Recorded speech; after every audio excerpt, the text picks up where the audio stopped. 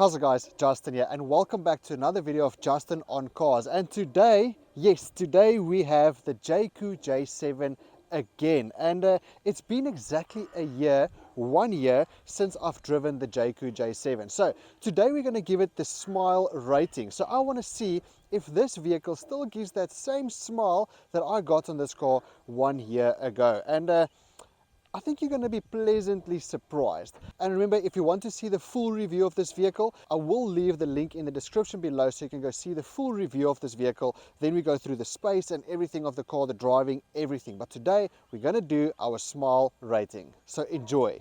So this one is spec'd with the model green. This is the Glacier, so this is the middle spec for 579,000 Rand. You also get the Vortex, that is the lower spec for 520,000 Rand. I know they've got a June special running for 500,000 Rand. And then you get the Inferno for 679. So this is the two-wheel drive version, the exact same one we've driven about a year ago. So there's quite a few changes on the vehicle on the inside, but we will get to that just now. But this model green really looks fantastic. I absolutely still love the look of this vehicle. That floating roof design really makes this car look a lot bigger. I love that floating roof design. You also get the model green with the black roof. That also looks very, very nice. Then it actually looks like a convertible when you're driving at night.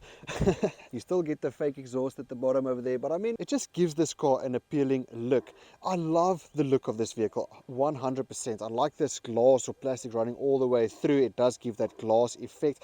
The only thing I've realized is they all do struggle a little bit with the rear tail lights. They all get a little crack or a little bit of fog on the inside. But other than that, I love the broad stance of this car. Even a year after driving this car, these 19-inch wheels, I love this color. I don't think I'll ever get bored of this color. The design on the inside, let's quickly open up the door. Let me show you the design on the inside. See, as I walk to the vehicle, it unlocks. It really looks fantastic. I love this layout. I love the simplicity of it, but it's also gives a rugged feel to it, gives an off-road feel to it. It really gives that SUV vibes. The LED ambient lighting running all the way through. Let's just walk around this way quickly. Just have a look at it from this side again. Also, when you unlock the vehicle, let's quickly switch on the lights. Let's see if I'm going to lock it. And then I'm going to unlock it. Okay, well, you can actually see the light over there. It's just something a little bit different. This massive grille. Yeah. So for design and style, even a year after it, I mean, I keep on looking at this car. There's one or two things, then I'm like, oh, okay, maybe, yeah, and then I like this. But all in all, I really love the look of this vehicle. I love the design. I'm going to give the design and style, sure,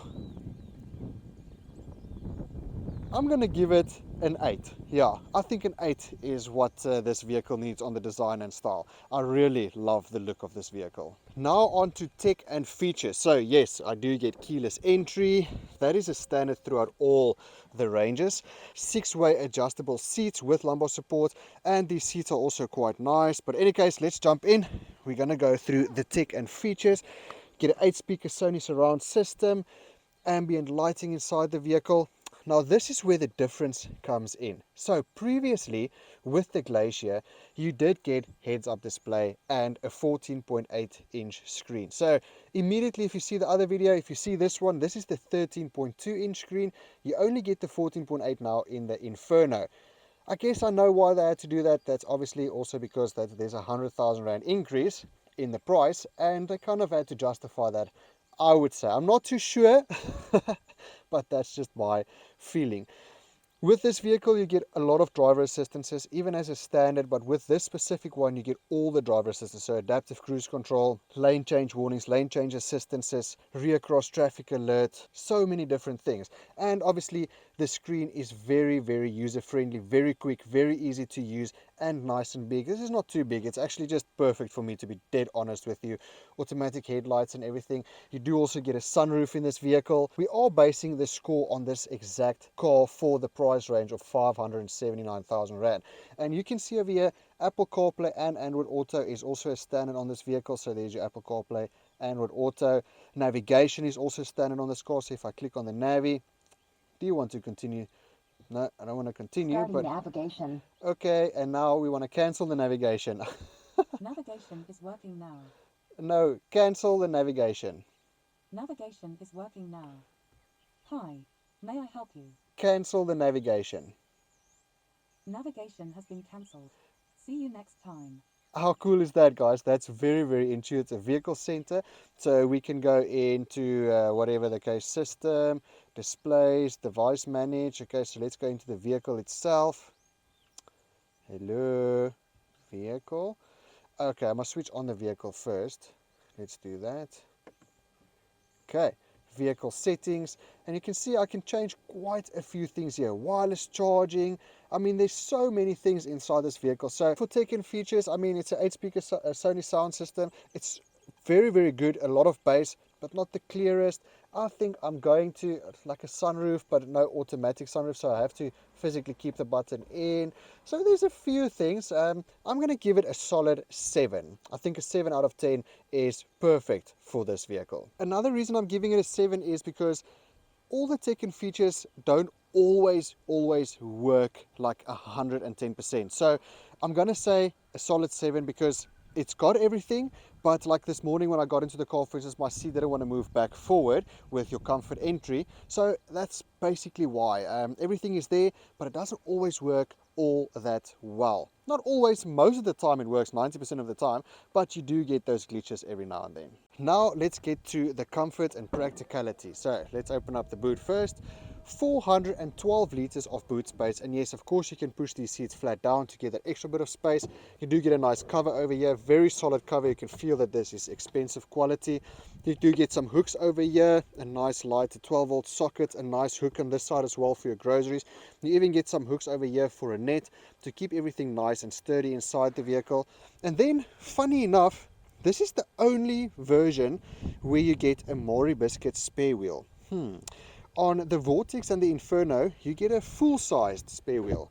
I wonder why they would do that. But yeah, 412 liters of boot space, a little bit bigger than some of your competitors. I see there's hooks over here as well. So for practicality, this is very good in the boot. Jumping into the back seats, I have to say there's quite a lot of space, and these seats are very, very plush and soft, and it just feels nice here at the back. You get ISOFIX as a standard, you get some map holders over here, and some extra storage space for your phones or notebooks or anything like that. USB and USB-C at the back there, a little bit of a storage compartment at the bottom, and then you also get your air vents at the back. And you can also move the passenger seat forward to get that extra bit of space on that side. As you can see, the space is quite good. There's a lot of headroom over here, a lot of knee room as well. And obviously the seat did push back a little bit, so it's not completely my driving position, but there's plenty of space. These seats are nice and comfortable. I have to say that actually does feel good. Oh, I can actually rest here for quite some time. So long distance driving won't be an issue at all. So definitely a plus point there. Also some soft touches over here, so no hard plastics where I can hit my knee or anything like that that will bother me on the long distance journey. Nice reading light over here as well. So yeah, very good sitting here at the back. Now let's jump into the front. Quickly have a look. See, very good that it's got the 6-way adjustable seats. Okay, so this is my driving position. Didn't move my seat back or anything like that, but also very good driving position. Everything is quite easy to reach from my driving. Well, you see, this isn't my driving position. I have to move my seat forward a little bit. There we go, that's my driving position.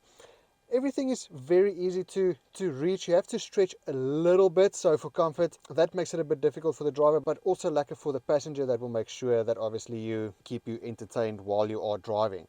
But there's also a lot of space in here. Like you can see, I'm very comfortable. It's just a phenomenal place. Very symmetrical over here as well. Also soft touches everywhere. So as if I have to hit something, it doesn't really break my arms or my elbows. There is a bit of a hard plastic on the side over here, but I rarely hit my knee over there. It's only when I take a corner too fast.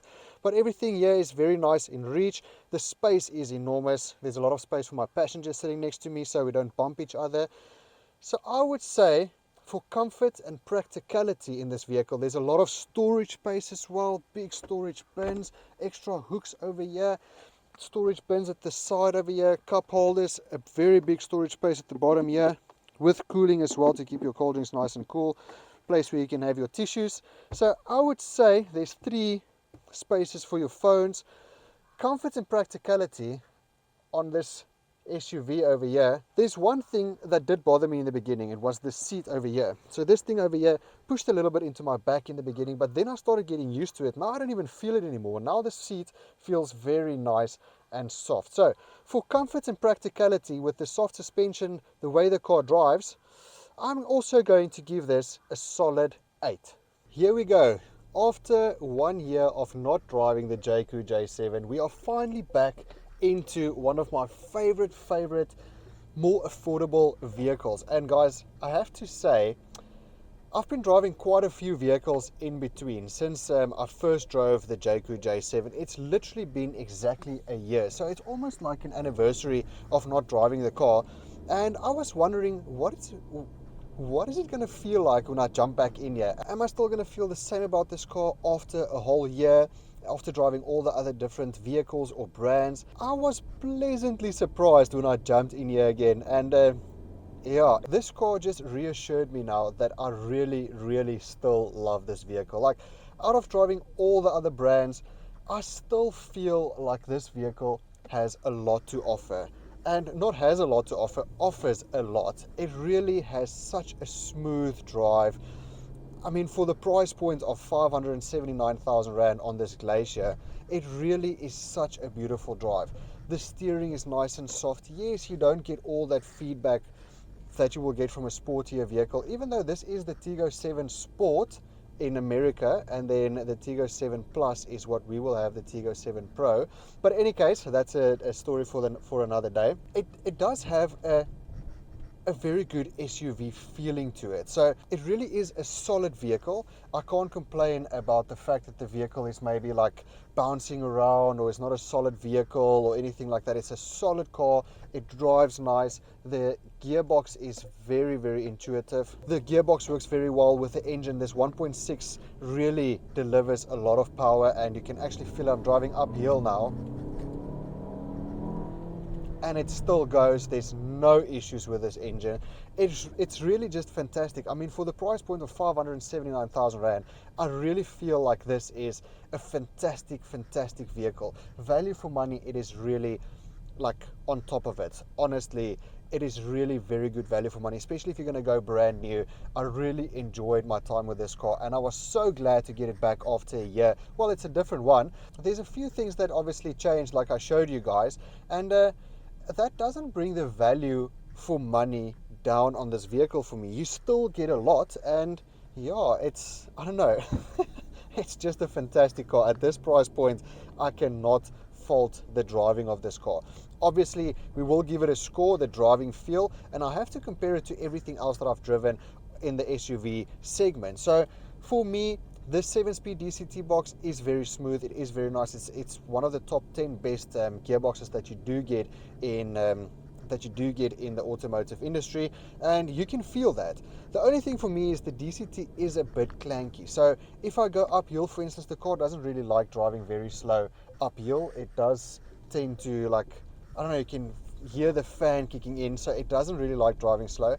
But when you get to a standstill, the gearbox is a bit clanky, and also I struggle to get a smooth pull away. So it feels like I tend to jump all the time. So if I have to pull away softly, like, I can feel it's not a smooth transition. Sometimes I'll get it almost right, but it is very jumpy, especially if the robot turns green or the traffic light turns green and I need to pull away, then all of a sudden, you can feel you are going. So that is the one thing, but it's not a major thing. I mean, if you go through the gears, it's actually very smooth. They're very quick. I mean, they change gears in like 0.2 of a second, so that's very quick.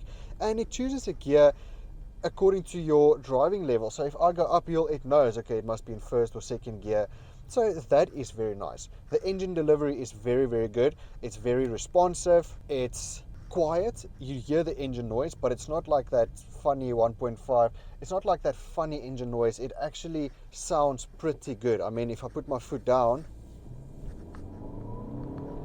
it's got a sporty sound to it. It's not it's going to jump out sort of sound or going to break or anything. It feels very robust and solid. So I like that.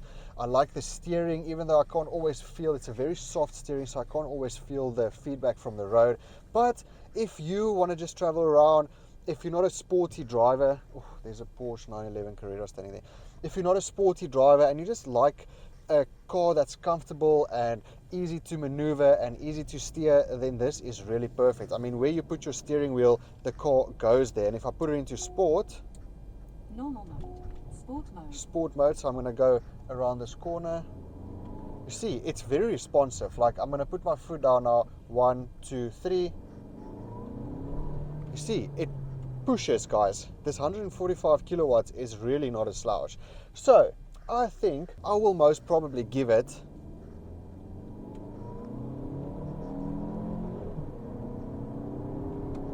you see, going around a bend there, it does feel a bit scary. So because I don't get that feedback from the wheels, it does feel like, okay, I'm not sure what it's going to do. Is it going to slip out? What is it going to do?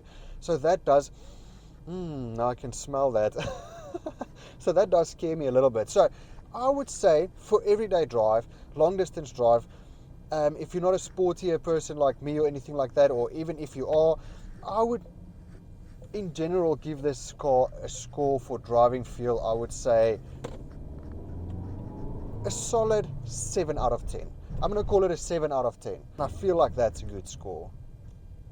Always remember, you can go check out the full driving experience of this vehicle if you click in the link in the description, where I test drove where I reviewed the Jaecoo J7, but they're on a full review, so you can see all the driver assistances and all of that. So go check it out, go click on that link and you can see the full review of this vehicle. And now we're going to talk value for money. So they start at 520,000 Rand. They all have the same engine. So your Vortex, Glacier and Inferno, they all have the exact same engine. So value for money, this is where it really, really matters, I would say. I mean, is it worth spending 520? Well, in this case, 579,000 Rand on this vehicle.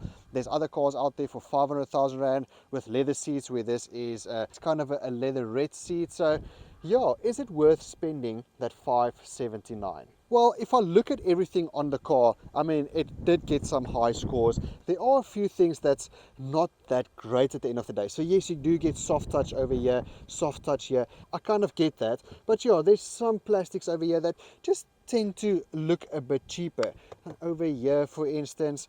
Other than that, I mean, this is very solid. There's a nice soft touch here. I love the feeling of this. The speakers and everything looks like quality. It is a very sturdy car. The engine also is very quiet, and it's a powerful engine, so can't complain about that. The first owner gets 1,000,000 kilometers and 10-year warranty on the engine. You also get a 5-year 70,000 kilometer service plan, and you also get 5-year 150,000 kilometer warranty on the vehicle or on the engine as well. So if you're the second owner, you still have that 5-year 150,000, but if you're the first owner, you get 1,000,000 kilometers and of course an extended 5 years on warranty on the motor. So I think for 579, even if you go to the Inferno for 679, where you then get your bigger screen, you get heated steering wheel.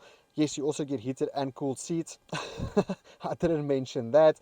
So with the tech and features that you get in the vehicle, there's a lot of things that you really don't get in other vehicles at this price point. So, or you're going to have to pay double the price, or you're going to have to go second hand with quite a lot of mileage, but then you still don't have the tech and features of this car. So for value for money, now this is my personal opinion, because I really like this car. Like, I love everything about this car, and I would most definitely put my money on this if I had to go for anything in this price point. So you're going to look at about 10,000 Rand a month, more or less, with a 30% balloon payment, no deposit, over 72 months, 13% interest rate. I'm going to give this car value for money. I am definitely going to give it a 9 out of 10. Yes, I'm going to go high. It's a 9 out of 10, guys. I really, absolutely love this vehicle. So there we go, guys, the Jaecoo J7. So a total combined score of 39 out of 50. That gives us a 78% on the scorecard. It was going to be a little bit more, but the numbers don't lie. 78% is still a very, very good score, but that's why we set it out to these 5 points, to give the real score of the complete vehicle. So yes, guys, 78% is a real good score, and for that, you get a smile. But any case, guys, remember to go check out the link in the description for the full review of the Jaecoo J7, and you can have your own opinion about this vehicle, because remember, this is my personal opinion out of all the vehicles that I drive on a weekly basis. And yeah, guys, 78%, that will tell me that you should also still go out and drive the other vehicles at this price point to make up your decision from there. But if it was my personal opinion, my money, I would definitely consider one of these. And also remember to like, subscribe and share, guys, and have a lucky day. Stay safe. Peace.